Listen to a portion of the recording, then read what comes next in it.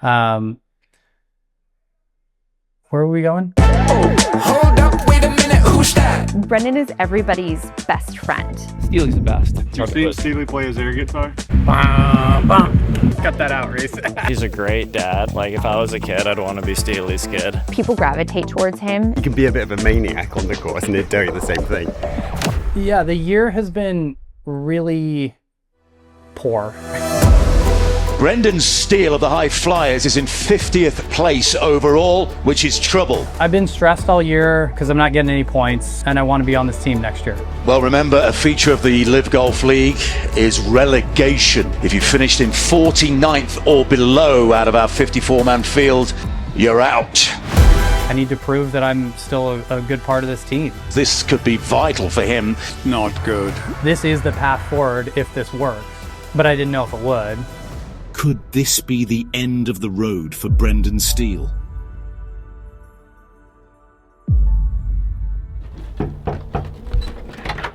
Hi, Brendan. Hi. How you doing? Good. How are you? Growing up in Idlewild was really awesome. My dad was the town lawyer and my mom was his secretary, and we just did everything outdoors. Now having a daughter and thinking about the things that I was doing at her age, like I was being completely ridiculous. My dad would come home from work every day, and whatever the season was, we would get right into a sport. Usually it was baseball or soccer after school. My half-brother grew up in Orange County. He's 14 years older than me and was a great golfer. And I just always idolized him and wanted to do whatever he was doing. So I came down and saw him win the Newport Beach Country Club Championship and thought, this is the coolest thing ever, I gotta do this. So after that, the rest is kind of history. Okay, so right down here is where I learned how to play the game of golf, mountain style. So this used to be our bunker, and I used to hit shots up here. There were some different kind of bushes and things that I would aim at or try to hit over or try to hit under. Obviously bladed a few off the house when I was learning. Fortunately, there's no windows like really in play here, so that was good. So hit all the chips and stuff in here up into this little artificial green, which is very firm and very difficult to hold. So you have to have good touch, and that's what's left of the net that would sit right here. So I would hit off the mat into the net and just try to get whatever feedback I could, like just basically try to get a solid strike and figure out if I was hitting it fat or thin or whatever, because obviously couldn't see the flight. The only time I could see the flight is going back this direction, and I would rifle balls back this way. This one didn't overhang quite as far, so you could sneak it through here and left of that other oak tree back there and kind of hit them down towards the other house. So then I could see the ball fly, usually just wedges and like shorter shots. I didn't hit drivers and long stuff that way, but there's a house down there, but I would try to make sure I didn't get it all the way down to the house. I don't think I ever hit them, but you never know. In high school, I would take the bus down to Hemet in the morning, and then usually my mom would come and pick me up, drive me to the golf course, drop me off, go back to work, and then my dad would come down and pick me up and drive me back. Look at that. Still got it dialed. In the nearest course of probably 35 minutes or so. So it was like really crazy now thinking about it. You know, all these things that parents do when you're a kid, they seem normal. And then when you're a parent, you're like, oh, wow, that was really wild. I mean, in those days, I just loved the game, and I wanted to make the high school team. I thought that was really cool. And I had a big progression between sophomore and junior year. And then at that point, I wanted to play in college somewhere. I was lucky enough to get an offer to go to UC Riverside, which is not a huge golf school, but we had a good team. We had a lot of fun, and I got to play, I think, 52 tournaments in college there, so it really got me ready to turn pro. When I first met Brendan, we were in college. So he told me he wanted to be like a professional golfer, and I'm like, oh yeah, okay, cool. Didn't really think anything of it. I was just thankful like he was getting a college degree. I'm like, oh, okay, yeah. She was always supportive, but I don't think she really understood what it meant or really thought that I would ever get anywhere with it. That's exactly what you would want. You wouldn't want somebody with you because they thought you were just gonna be successful, and you wouldn't want somebody with you that's like, hey, get real, man. You don't need to be out there, like, go get a job. She was very successful in her job at the time as well, so it was like, she allowed me to be able to play because she was making money. So that allowed us to get through some of the leaner times. It was a lot of fun. I mean, we We were young when he started out there, and you get a group of friends and you kind of grow with them. You have to flip it to righty. Yeah, okay. Boy, I'm wackadoo right now. I'm having the exact opposite experience. Well, you were striping it on the house, you were striping it on the range, so it's weird. You know, Phil's always been my mentor. He's I met him my first year on tour, and he really took me under his wing, and that was really special and really cool. Here, I'll pop those other two on. After he went over to live, you know, I had talked to him about it right after that, and was hoping there would be a place for me, but didn't hear from him for a while. Ended up playing with him and Cameron after Cameron was already on the team, and Camo kind of asked me like, hey, would you ever come over? And I was like, well, if I did, it would obviously be because of you guys. Like, I want to come play with you guys. You're two of my best friends. So, you know, that was kind of a natural fit. And then when I heard from Phil, it was like, yeah, this is the right thing for me. Well, that was better. You think? That's the only good shot I've hit. So, whew, those are good numbers. Yeah, they're fine. 75, 2100. My goodness, what do you mean fine? Yeah, it's fine. I mean, I was a lot faster earlier. So, dude, it's freezing out here. I remember Brendan saying like, okay, like, how do you feel about going to live? I am not a golf fan. I'm a Brendan Steele fan, whether you are on the PGA Tour, whether you're on the live tour, whether you want to be in the circus, I will always support you no matter what. He was just like, yeah, but are you ready for the change? And I'm like, you know what? We've lived this life for so long, like, bring it on. It's been such a change in so many positive ways. What a putt.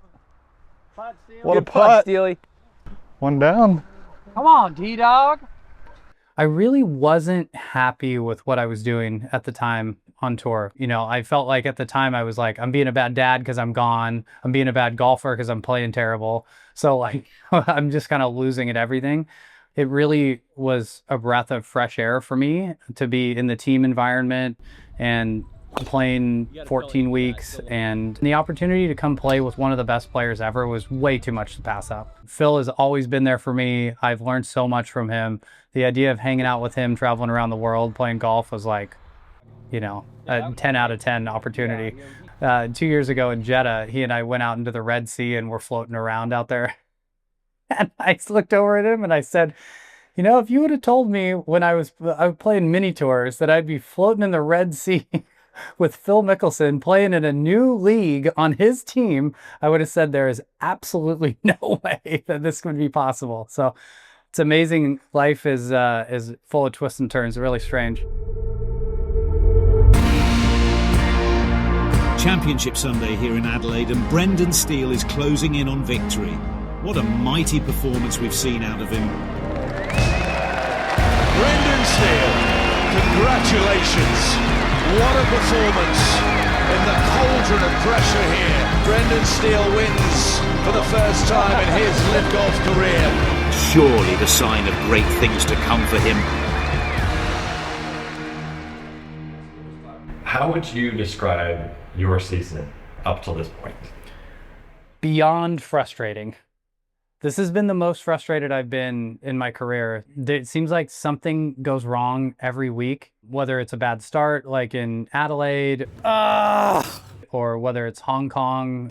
Oh boy. Oh dear. So it's like just not all lining up. Relegation definitely, I mean, it worries me for sure. I need to prove that I'm still a good part of this team. So I need to finish as high as possible. It's kind of driving me crazy right now. The LIV Golf League has landed in the rarefied air of Mexico City, 7,700 feet above sea level. I was wondering if you can get to 400. Yeah, I got 400. Yeah, that's very sexy. Thanks. I love Club de Golf Chapultepec. It's an incredible old-style, fun course to play, and the challenge is the altitude and getting distance control with your irons. That's the challenge that everybody has to face and deal with, and it's really tight. I mean, it is really tight. But fortunately, I'm driving it like a stallion now. I decided to find a new way to win. I'm just going to hit it down the middle of every fairway. Why didn't you guys tell me this? Way easier from here.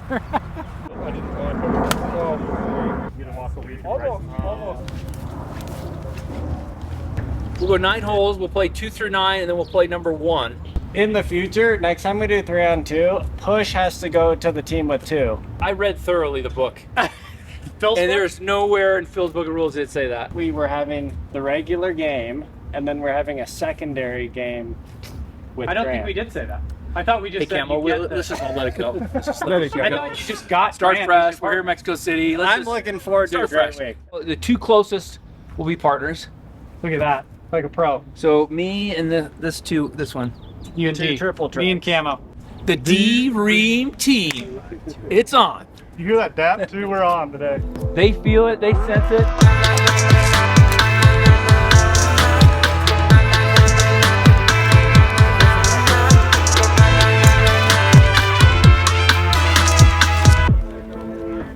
So Mexico, first hole of the practice round, kind of stumble getting out of a bunker and catch myself, but kind of jam my back. And I go, ow, that doesn't feel good, but I think I'm okay. And I go and I hit maybe 5 or 6 more shots, and then my back just fully locks up. And I've had this happen before, and it is a disaster. Like, I'm not going to be able to play this week kind of thing. I've got Dr. Andrew Adams that's been traveling with me a bunch this year. That he wasn't supposed to be there that week. He flew overnight through Houston so he could be there in the morning to work on me. Doesn't feel good to me. Yeah. Honestly, worked a miracle to get me to play, because I literally like couldn't walk. We're underway here in Mexico City. Brendan Steele playing through a back injury, but in desperate need of some points. He currently sits 50th in the overall standings, firmly in the drop zone. Oh, it's a rip-roaring start for the Ripper GC skipper. DeChambeau and Smith level. Here's Brendan Steele for par. And it won't go. Really misjudged some putts out here today, David. It's been a struggle today. And that went in as well. Waco Neiman, #1 as it stands individually. Waco Neiman has produced pure magnificence in Mexico City. Steele comes home tied for 22nd and earns less than 1 point. It's a start, but not enough to move him out of the drop zone.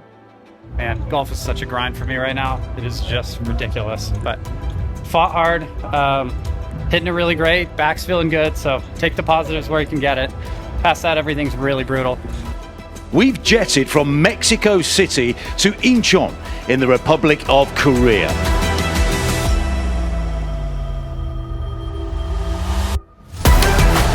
The struggles continue for Brendan Steele. He's clearly lost all confidence in his putter. Golf's so hard. Oh, yeah, that was just a complete lack of commitment. Another disappointing weekend for Brendan Steele. He finishes in 38th and outside of the points, leaving plenty of work to be done as we enter the second half of the season. If you're putting that bad, if you're missing from a foot, 2 feet, 3 feet all the time, you can't compete. I reached out to Sam Hahn, who's the CEO of Lab Golf, and he said, I'm actually coming to San Diego tomorrow. Do you want to meet? And I'll bring some stuff. And I was like, absolutely. So we met at Phil's house, and he brought like 25 putters. Every day for that month, I would go out and putt for 3 or 4 hours, like just trying to figure it out, because I was like, this is the path forward if this works. But I didn't know if it would.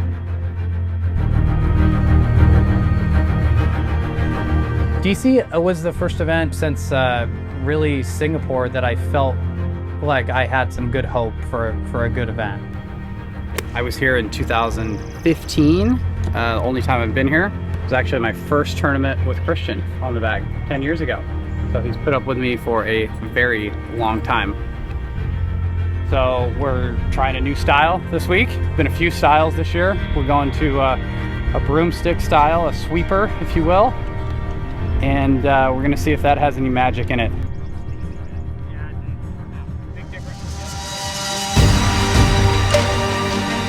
This is Championship Sunday at Live Golf, Virginia. Brendan Steele currently in 29th place and out of the points. This could be vital for him as he tries to pull clear of the relegation zone, perhaps for good. Golf's been everything to me for a long time now. Being a kid with a weird grip from a small town in the mountains and just trying to like figure out how to get the ball in the hole. Golf is so hard. There's so many times that are so bad, and it's all the work that you've done to get out of those bad times to get to the good place that's important.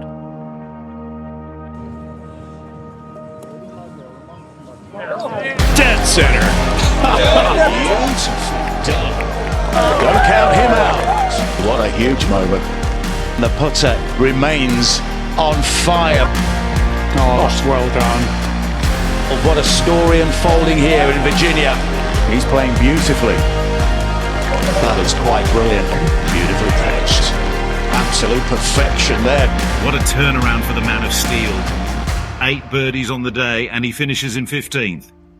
And in better news, he collects enough points to jump out of the dreaded relegation zone. Now the question remains, can he maintain this form and keep himself out of the drop zone the rest of the season? That round was really important. That's the only time that I've walked off the course and been like, okay, that was all right. Like you didn't totally screw it up here. That's kind of changed everything around for me. You know, I understand my place in the game. Like I'm not a big star, I'm not a big name, I've had a nice career. I've done way more than I would have ever thought that I could have. But I still feel like I can do it. Like I still feel like I can win tournaments, I can play really well, I can help this team. So I want to be able to have a chance to do that. Everybody talks about legacy and things like that.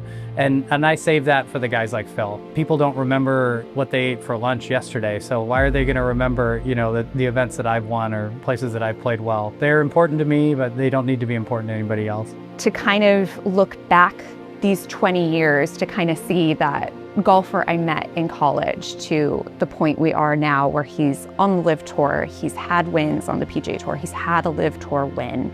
I'm very proud of him and all that he's accomplished and for himself and for our family. There's a lot of different things, a lot of these moments where you kind of sit back and go like, oh wow, I can't believe I'm doing this right now. One of them was when I first played Augusta, I went with Phil. I had qualified for the Masters 2012 and we did a scouting trip there.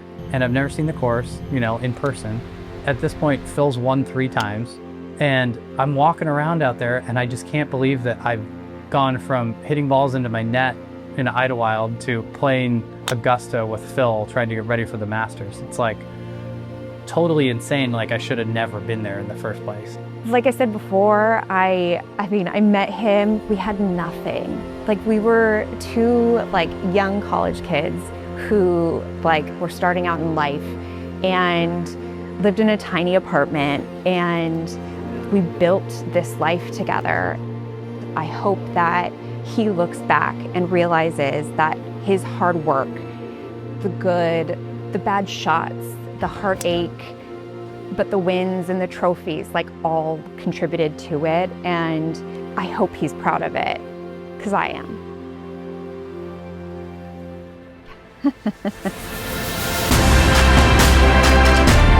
You're not gonna Are you kidding what me? We got. To be able to give back to the Dallas community and be here with all the kids and see their excitement is really awesome. It shows what this golf course can do. It can bite you up. There's a lot of big numbers out here. There's also birdies.